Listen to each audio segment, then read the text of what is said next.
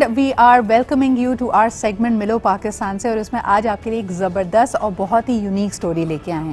اکثر آپ نے سنا ہوگا کہ کہا جاتا ہے سیکھنے کی کوئی عمر نہیں ہوتی، لیکن انگریزی کا محاورہ ہے کہ you can not teach somebody whose old new tricks, یعنی پرانی جو سوچ اور آپ کے طریقہ کار اگر بہت سیٹ ہو جائیں تو نئی چیز سیکھنے میں دقت ہوتی ہے۔ لیکن ان تمام چیزوں کو فرسودہ مانتے ہوئے، متھ مانتے ہوئے سائڈ لائن کر دیا ہے ہمارے آج کے مہمانوں نے۔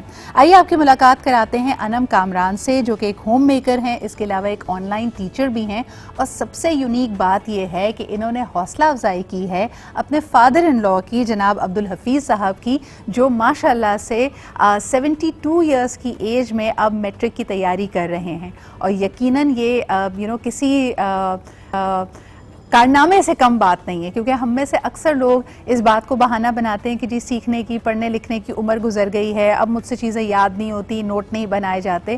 لیکن اگر آپ کی حوصلہ افزائی کی جائے اور آپ کے ساتھ آپ کے چاہنے والوں کی، آپ کے پیار کرنے والوں کی سپورٹ ہو تو کچھ بھی ناممکن نہیں ہے۔ تو آئیے ملاقات کرتے ہیں، ہمارے ساتھ موجود ہیں انم کامران اور عبدالحفیظ صاحب۔ السلام علیکم انم۔ وعلیکم السلام۔ انم، مجھے یہ بتائیے، یہ بڑی زبردست سٹوری ہماری نظر سے گزری، آپ نے کیسے قائل کیا عبدالحفیظ صاحب کو، اور یہ how did he decide to appear for his matric exams now? بس وہ ابو کے بڑی اچھی دینی لحاظ سے ہمیں پڑھاتے تھے، قرآن کے بارے میں سمجھانا، اتنی اچھی نالج تھی، تو ہم نے کہا آپ اتنے اچھے ذہین ہیں تو آپ کیوں نہیں اپنی اسٹڈیز کو کمپلیٹ کر رہے ہیں۔ صحیح۔ تو بس ابو کو 2-3 بار ہم نے اس بارے میں کہا، تو پھر میرے ہسبینڈ نے انہیں ایڈمیشن لے کے دیا اور باقاعدہ ان کی اسٹڈیز سٹارٹ ہوئیں، تو بس ہیلپ کرواتے ہیں ان کے اسائنمنٹس میں۔ اور علامہ اقبال کا کورس بھی ایسا ہے جو مطلب ہر بچہ کر لیتا ہے نا، کیونکہ وہ ایسا کورس ہے جو کنٹینیوئنگ کے لیے جو ہے وہ ضروری ہے کہ بھی اتنا کورس ہم لوگ پڑھ لیتے ہیں نا۔ صحیح، تو یعنی علامہ اقبال اوپن یونیورسٹی سے اس وقت آپ یہ اٹیمپٹ کر رہے ہیں۔ عبدالحفیظ صاحب السلام علیکم، ویلکم ٹو آر شو۔ مجھے یہ بتائیے سر کہ وہ کیا حالات اور واقعات تھے جن کی وجہ سے آپ پہلے اپنی تعلیم مکمل نہیں کر پائے؟ السلام علیکم۔ وعلیکم السلام۔ میرا نام عبدالحفیظ میر ہے جی۔ 72 سال میری ایج ہے جی۔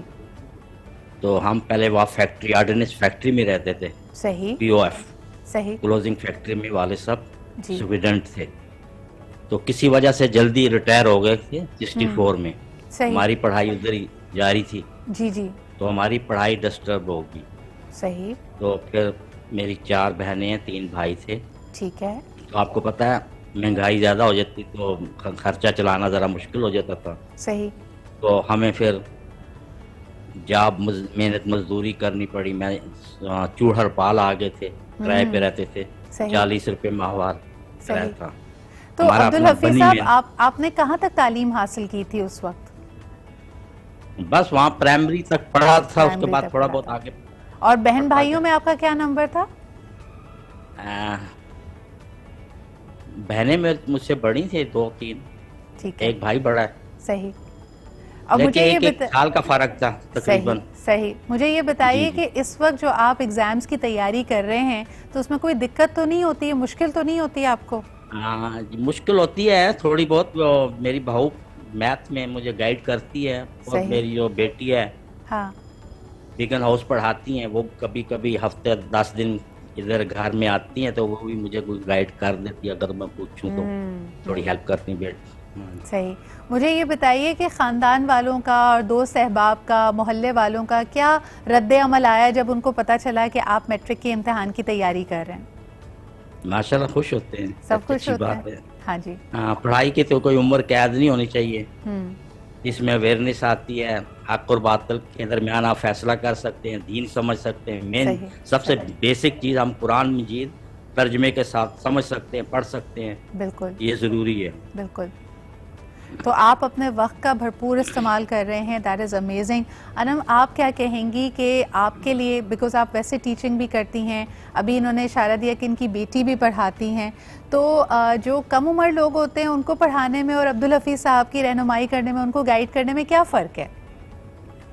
ایکچولی جو بچے ہیں ان کو بھی نیا کانسیپٹ دینا ہے اور ابو کو بھی ایک نیا کانسیپٹ دینا ہے. بالکل. تو اس میں تو نئے کانسیپٹ میں تو کوئی ایشو نہیں, لیکن بچے جو ہیں وہ بڑی جلدی سیکھ لیتے ہیں نا, لیکن ایج کے لحاظ سے ذرا ٹائم لگتا ہے. مجھے 2 سے 3 بار اس کانسیپٹ کو ریپیٹ کرنا پڑتا ہے, کبھی 2 دن ہمارے لگتے ہیں, لیکن شکر ہے اللہ کا کہ پھر بھی سمجھ لیتے ہیں, مطلب کر لیتے ہیں. خود بھی محنت کر رہے ہوتے ہیں. صحیح. میں نے دیکھا ہے کہ بہت سارے میٹرک میں اپیئر کرنے والے جو اسٹوڈنٹس ہوتے ہیں وہ بس کہتے ہیں یار پڑھائی میں کر لوں گا, یاد میں کر لوں گا, نوٹس کوئی مجھے بنا دے. تو ایسا تو نہیں ہوتا کہ عبدالحفیظ صاحب اپنے نوٹس نہیں بناتے خود اور آپ سے بنواتے ہیں؟ نہیں, خود ہی.